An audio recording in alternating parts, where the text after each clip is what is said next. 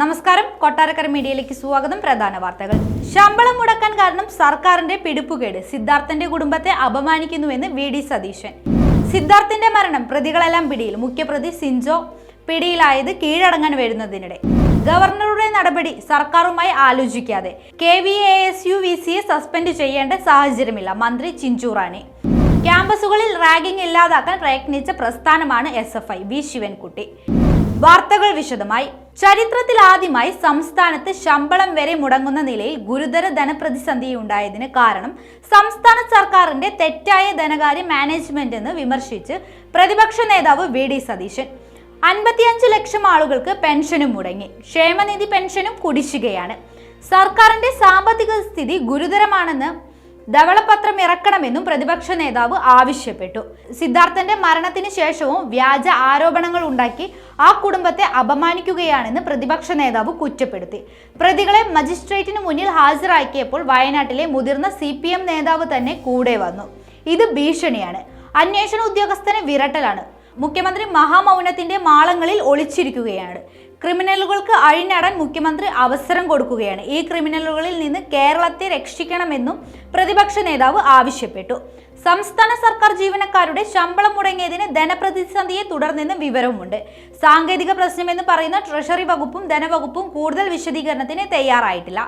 ജീവനക്കാരുടെ employees treasury savings bank അക്കൗണ്ടുകളിൽ ശമ്പളം പ്രതിഫലിക്കുന്നുണ്ടെങ്കിലും bank വഴിയോ ഓൺലൈൻ വഴിയോ പണം പിൻവലിക്കാൻ കഴിയുന്നില്ല. ശമ്പളം ക്രെഡിറ്റ് ചെയ്തെന്ന് വരുത്തി വിമർശനം ഒഴിവാക്കാനുള്ള സർക്കാർ തന്ത്രമാണ് ഇതെന്ന് ആരോപണം.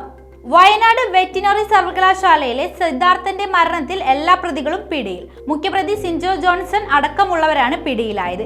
കീഴടങ്ങാൻ വരുമ്പോൾ കൽപ്പറ്റയിൽ വെച്ചാണ് സിഞ്ചോ പിടിയിലായത്.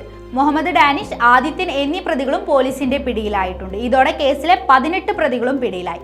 സമാനതകളില്ലാത്ത ക്രൂരതയാണ് സിദ്ധാർത്ഥനെതിരെ നടന്നത്. ഹോസ്റ്റൽ നടുമുറ്റത്തെ ആൾക്കൂട്ട വിചാരണ, ആരും സഹായത്തിന് എത്താത്ത നിസ്സഹായത, ഇതെല്ലാം ഉണ്ടാക്കിയ കടുത്ത മനോവിഷമമാണ് ആത്മഹത്യയിലേക്ക് നയിച്ചതെന്നാണ് പോലീസ് നിഗമനം.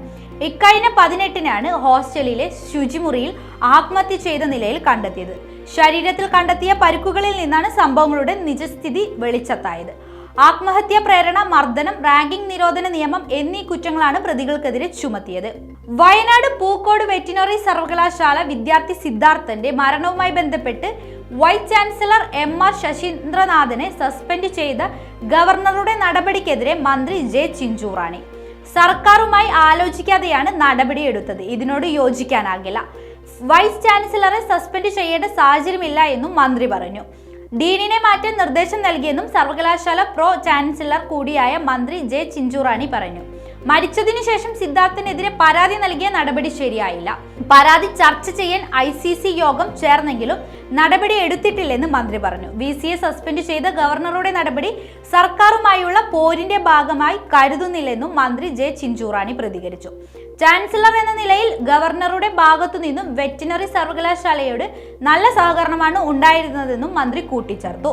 സിദ്ധാർത്ഥന്റെ മരണം SFIയുടെ ചരിത്രം അറിയാത്തവർ സംഘടനയിലുണ്ടെന്ന് വിദ്യാഭ്യാസ മന്ത്രി വി. ശിവൻകുട്ടി 24-നോട്.